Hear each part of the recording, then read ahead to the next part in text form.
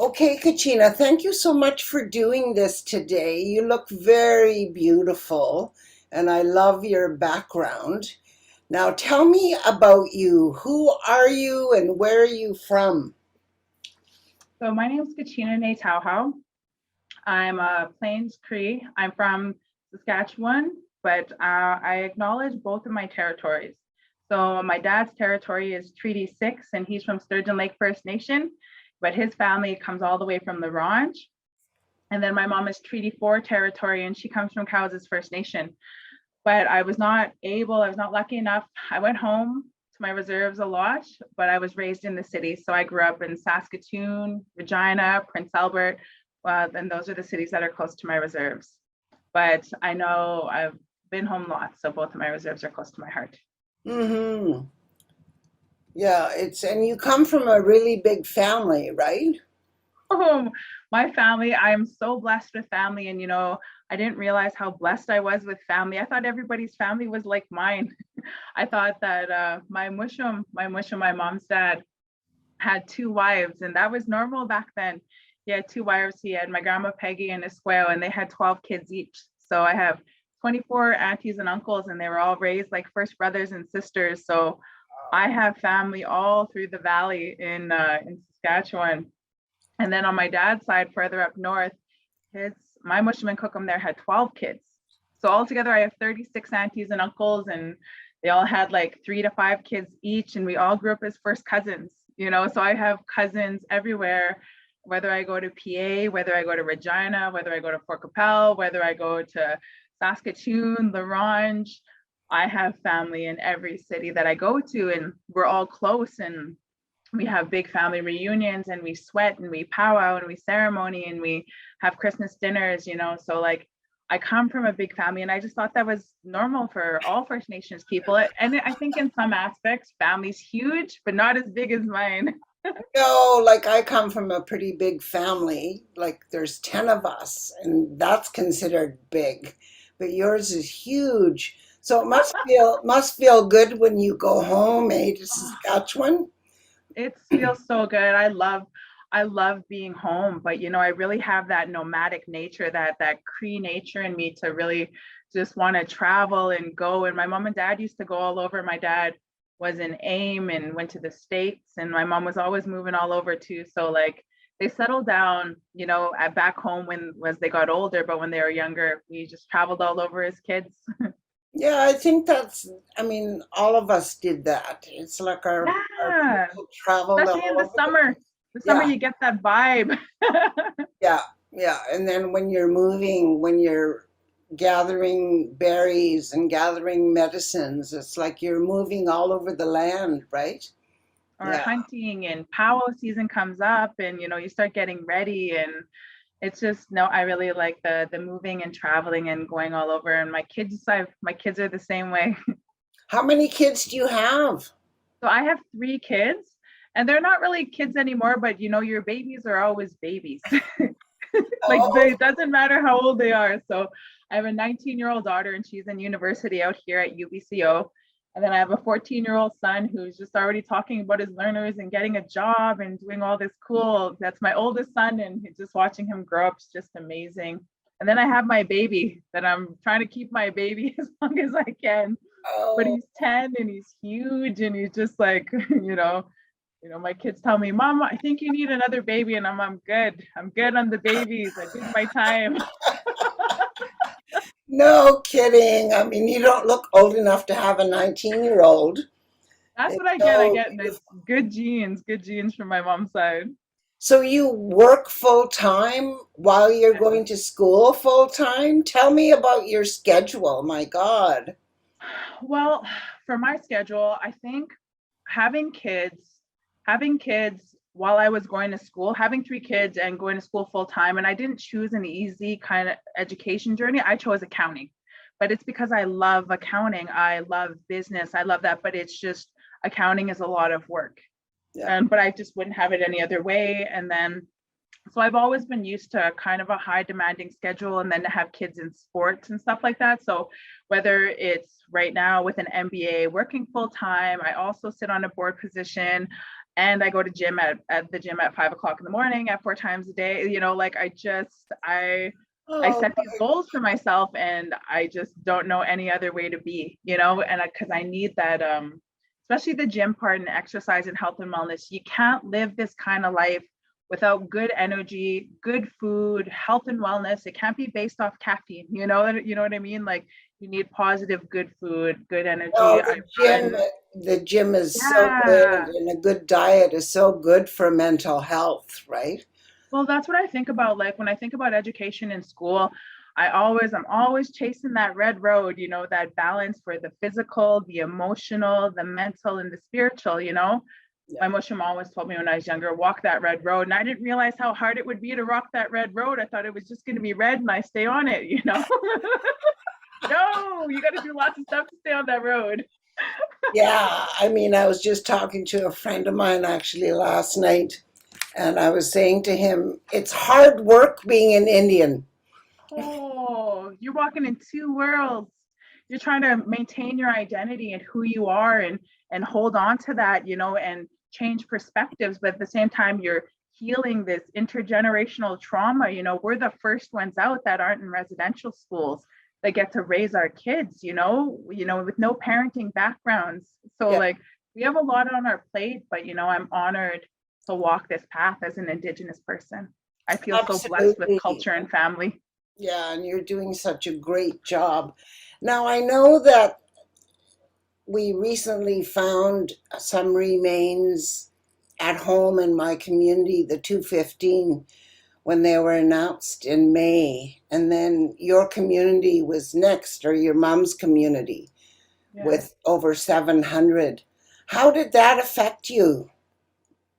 When that happened, the first thing I thought about, because that for me, I thought about my mom and I thought about my aunties and I thought about my cookums and my mushums. And I was like, are you guys okay? Because you know what, as hurtful as this, what is for me and my community, for the elders and the aunties and the uncles that actually were there and were little and had friends there and then one day didn't have friends. And we heard about these stories. I heard about these stories. You hear about the stories, but to have it actually put in front of your face like that and then spread over the media and then now it's acknowledged, whereas before it was just a story.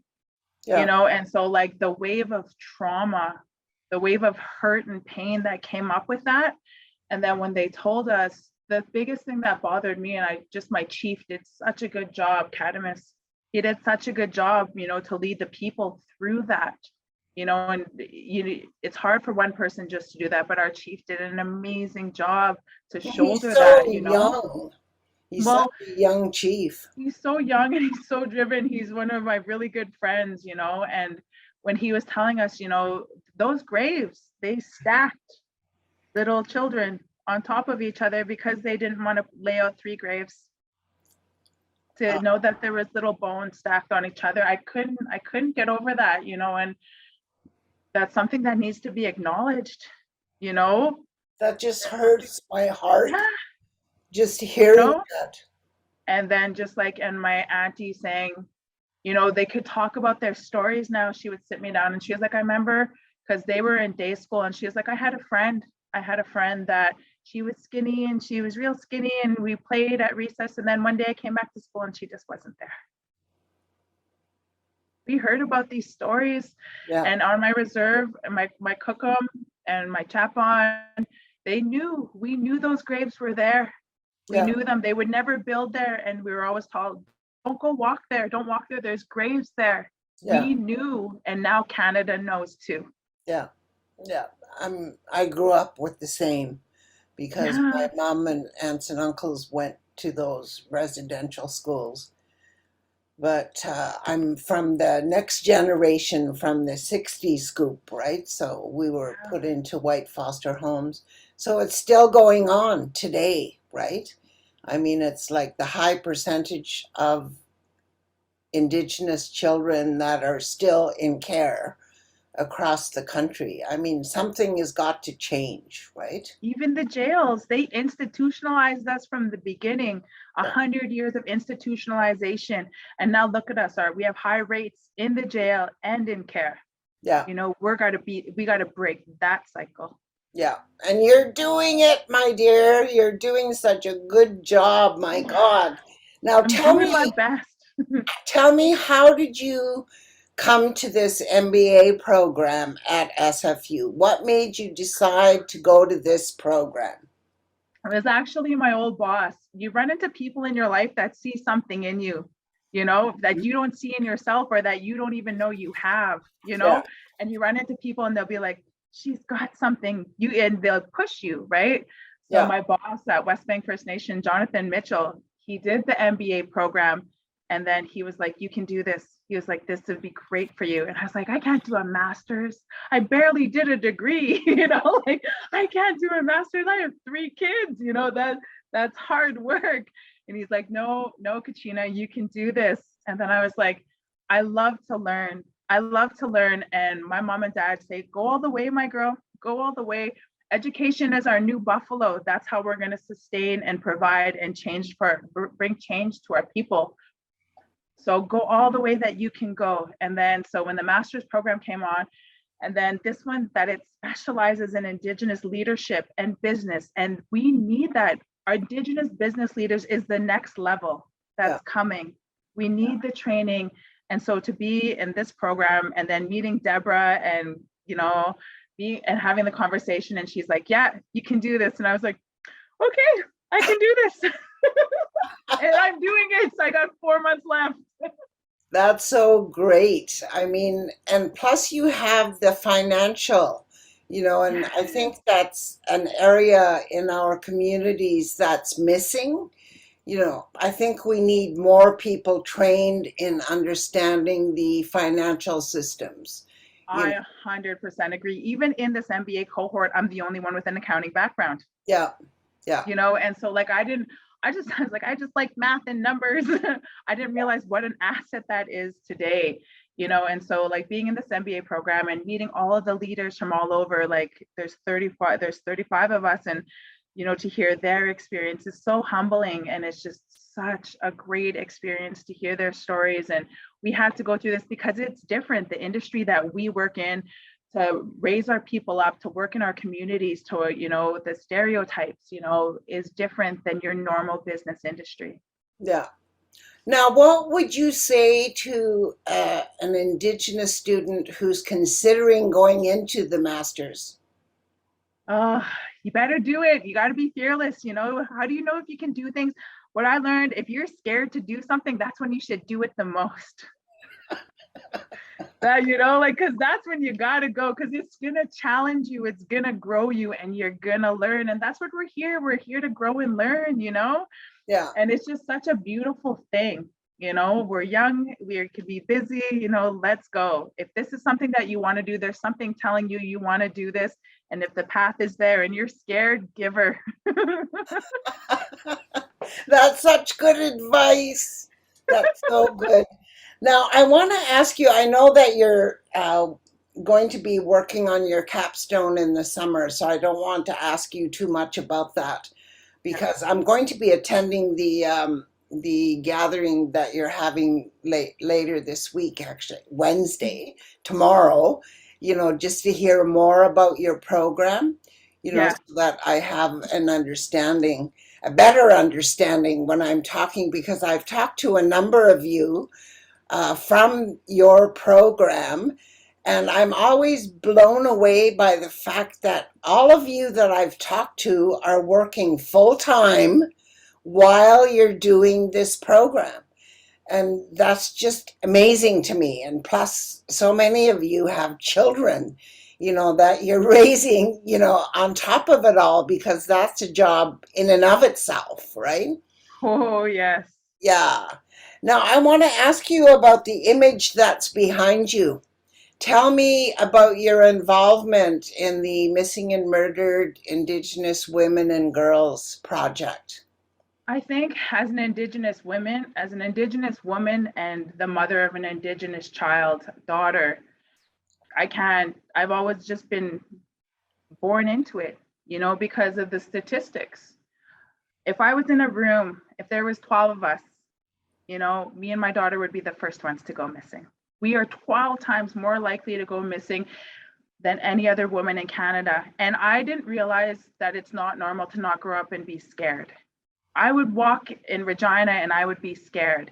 And I would walk in PA and I would get bottles thrown at me just for being an Indigenous woman. And this is when I was 12 and 14. And I thought this was normal because we grew up with stories like Betty Osborne, that this is how what life is like for Indigenous women.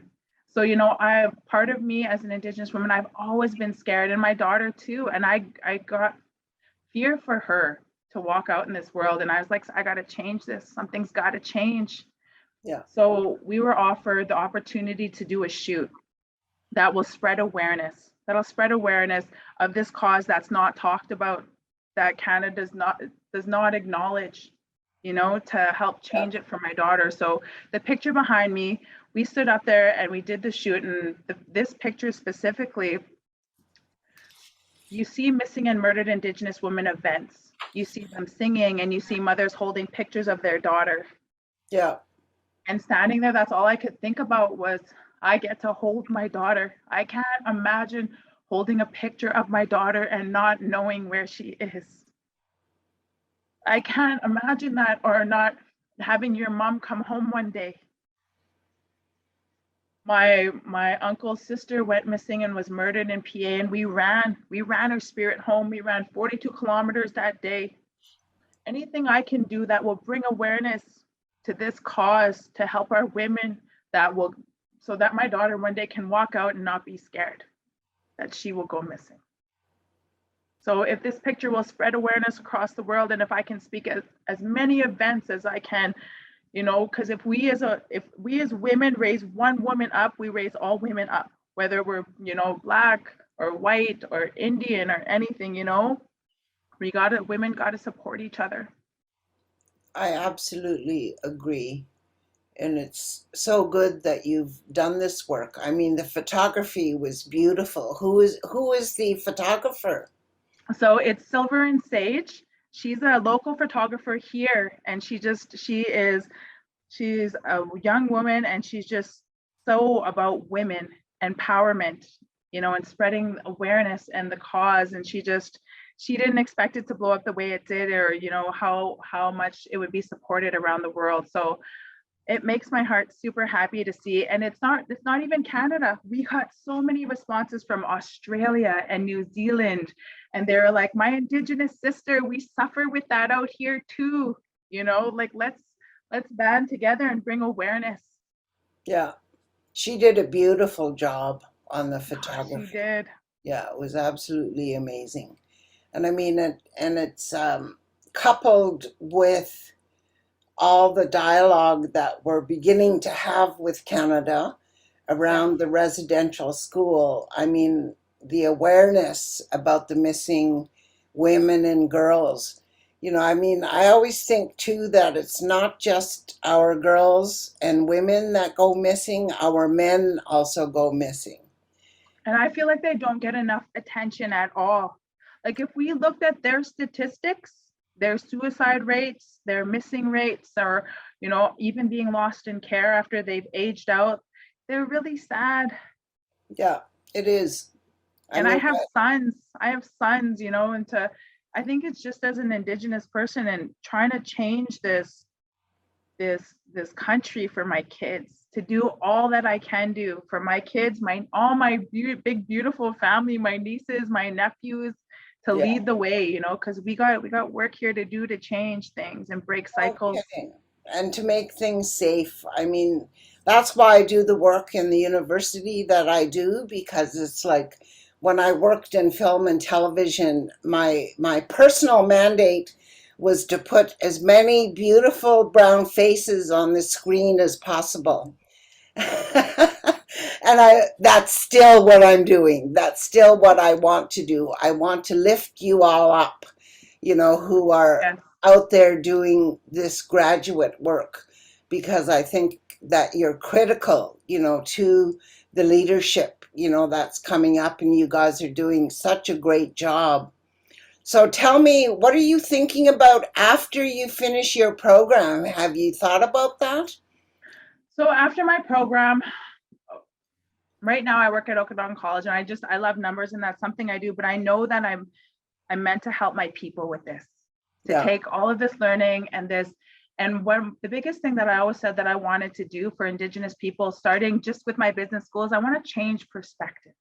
yeah, I want to change that view that Canada has of Indigenous people. yeah, Those stereotypes that are out there, the biggest one that I do my best not to be angry about is the free education. yeah, Like, oh, I've had that conversation so many times, and I know that you can't change some perspectives through communication, that you have to do it with action. yeah, And so absolutely. that's what I do, is just to talk in a good way, live in a good way, present myself in a good way. That's all I can do. And most of the time Absolutely. it works. There's really some great people out there that want to know about Indigenous people and about Indigenous culture. And it's in the work area. Yeah, What I'm learning through my MBA is we have to undo what has been done to us. We have to go out there in every industry and change perspectives in each industry, whether it be business or the healthcare industry or design or working railroads. Like, we have to go in every industry and undo what's been done. yeah, absolutely. Now tell me about your cohort that you're in. How many of you are there? So there's 35 of us, Yeah. and there's 30 women and 5 men. Oh, wow. Of So course, the each women. group gets one man to the group to balance it out. Yeah, yeah, yeah, But we do so good, and they're from all over. We have a lot from BC, from Mi'kmaq out in Nova Scotia. And I remember my first class, they were going through, that their issues out there, like with their sea and the lobster and the fishing boats, and they had the community coming against them, and you could hear sirens, and my Indigenous sister was way over there fighting that, and we're in here. I'm in Saskatchewan. My other one's in BC and Alberta, and we got you. We'll do a case. Let's help. If we could come up there, we'd help. no, that's great.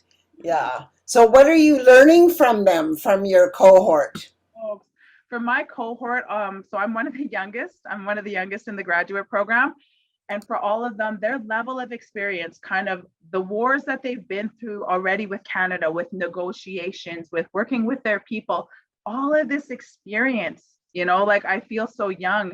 You have people in there that have been chiefs and are chiefs and counselors, or they're media platforms. So they're doing all of this work and bringing all of the communities together, and they're talking about indigenization. And we have speakers coming in talking about we need to bring our nations together, because that's how we make changes, when we all come together rather than fighting each other. Yeah, That's what our speaker said today. Ian Campbell was like, what?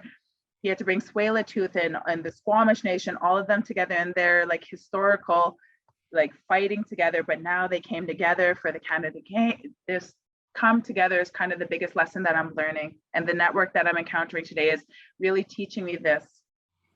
that's really good. What do you think you bring them? Oh, I honestly don't know, because I come in there so young, and I was so scared to speak in the beginning, because I was like, well, what do I got to offer? Like, what do I have to offer? But one thing I'm grateful for is I was given really good teachings and solid identity, so that I know that I come in there strong, and I know how to speak good, talk loud, talk clear, and say things in a good way. And not only that, my background, my accounting background, always brings in a different perspective.